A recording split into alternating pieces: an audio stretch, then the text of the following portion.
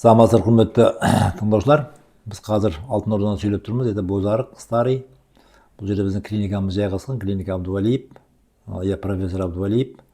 Біздің клиникада біз қазір ескі өзіміздің түркі халықтарының медицинасын қолданып, халыққа көмек көрсетіп жатырмыз. Енді бүгінгі біздің темамыз неврит лицевого нерва туралы болады.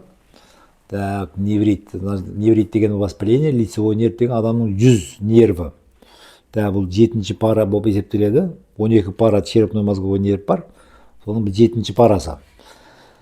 Енді адамның жүзі бұл адамның паспорты болады да. Любой жерге барғаныңызда адам сіздің жүзіңізге қарап сізбен мәміле қылады. Жүзіңізге қарап сізді уже 60-70% тұжырымдайды. Сіздің жүзіңіз қандай, күлуіңіз қалай, тұруыңыз қалай, көздеріңіздің ашылуы қалай. Уже байқайтын адам сразу байқап қалады, кім екеніңізді байқайды. Соның үшін адамның жүзі, это адамның паспорты. Соның үшін адамның жүзі көркем болу керек. Бір жерге барғанда ұялмайтын болу керек. Енді неврит лицевой нерв болған кезде адамның аузы қисайып қалады. Баяғы ескіде оны жын дейді, шайтан дейді деген болған. Прямо ауыз қисайып, перекос болып кетіп қалады, бір жақ қарап тартып кетіп қалады. Енді оның себептері өте көп. Яғни воспаление. Енді өзі лицевой нерв, это двигательный нерв. Ауру болмайды, только қисаяды. Енді оның екі түрі бар.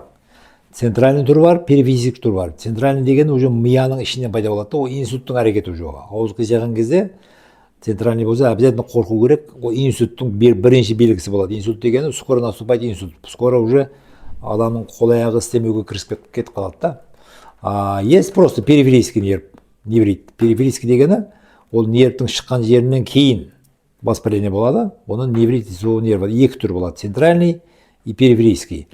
Енді периферийскийдің, центральдің себебі основном қанның қойылығы гипертонический болезнь болса, а периферийскийдің себебі основном воспаление болады. Көбінше қалай болады? Көбінше баняға түседі. Банядан шыққаннан кейін келіп жатқан кезде уже дерезаны ашып келеді, сквозняк тиеді. Или болмаса баняға түсіп келгеннен кейін жатып қалған кезде дерезе ашық болады, сквозняк болады. В общем, суық тиеді да. Суық тигеннен кейін неврит, нерв қызып тұрған нәрсе суықтайды. Суықтағаннан кейін ауыз қисайып қалады. Қараған кезде ауыз прямо қисаяды, қисайған кезде адам ойлайды, ауру қисайған жағында деп. А так ауру парализованный жағында болады да. Енді бұның симптомдары қалай? Адам көзін жұма алмай қалады, адам нанды шайнай алмай қалады, тілі бір жағы істемей қалады. И адам неге түсіп қалады? Шокқа түсіп қалады, депрессия. Адам уже все, ойлайды, аузым қисайды, бітті деп. Содан бастайды, одан кейін молдаларға оқытуға бастайды, жын тиді деп. А так фактически бұл суықтан болатын ауру. Бұның бізде именно сол мижазға қарап емдейміз. Бұл значит невриттің келіп шығуы, мананың суы асып кетті дейді, суықтан болады. Сол кезде адамның жүзіне қарайтын болсаңыз, бір жағы суық, бір жағы ыстық болып қалады да. Соны тепе-тең тексеру керек, ыстықпен суықта. Яғни суық жаққа ыстықты беру керек. Біздің особый өзіміздің методикаларымыз бар емдейтін, сол методикаларымыз емдейміз. Ивинсонның методикасы бойынша. Оның енді құпия жерлері де бар. Бірақ оны тез емдеу керек. Тез емдемесе, ол қап кетсе өте қиын болады, кейін кетіру. Потому что адамның жүзі айттық қой, біз паспорты деп. Соның үшін оған өте серьезный қарау керек. Бірінші басталған кезде бірінші диагноз қою керек.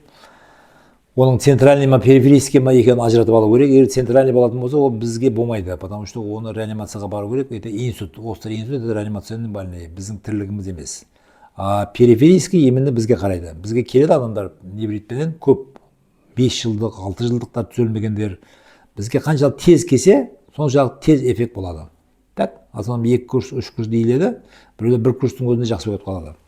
Бұл жерде основном особый метод массаж, особый метод иглотерапия. Это уникальный авторский метод бар иглотерапиядан. Одан кейін суықты шығару керек, қыздыру керек болады. Яғни организмнің мижазын турлау керек болады да. Одан кейін ода эффект болады. Енді қауіптілігі сол, адам егер осы ой қап кетсе, бетінде қисайып, ол өмір бақи о адамның көңілі жарым болып қалады. Ол жүрген жерінде де көңілі тартылып жүреді, депрессиямен жүреді. Біреудің алдына барып күлуге ұялады, сөйлеуге ұялады. Очень серьезный ауру бұл. Соның үшін бұның алдын алу керек, тез емдеуге әрекет жасау керек. Соның үшін барлықтарыңызға тілейміз, ауырмаңыздар. өздеріңізді қараңыздар, режимді ұстаңыздар. Ең главный ауырмаудың әрекетін жасау керек. Яғни профилактика. Яғни көп адам нені жақсы көреді қазір? Кондер, сквозняк шыққаннан кейін. Опасный нәрселер. Ең опасный кондер. Егер сіз банядан шығып, кондердің астында жатып қалсаңыз, бітті. Ертесіне уже неврит обязательно боласыз. Потому что ана кондердің суығы бетіңізді қояды. Соның үшін ауырмаңыздар. Денсаулық тілейміз барлықтарыңызға. Егер невритпен болсаңыздар, кімде неврит болса, срочный бізге келсе, біз оған көмек көрсете аламыз. Сау болыңыздар, рахмет.